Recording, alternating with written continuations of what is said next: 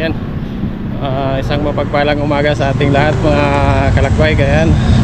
So sa pang 16 days natin sa ating 90 days jogging challenge, ayan, nandito tayo ulit sa may Lumina Tansa. Katapos lang natin tumulong sa pagtitinda ni Mrs. ng almusal. Ayan. So magja-jogging tayo bago pumasok sa trabaho.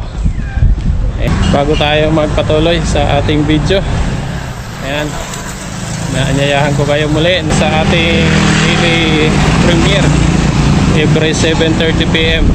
Ayan.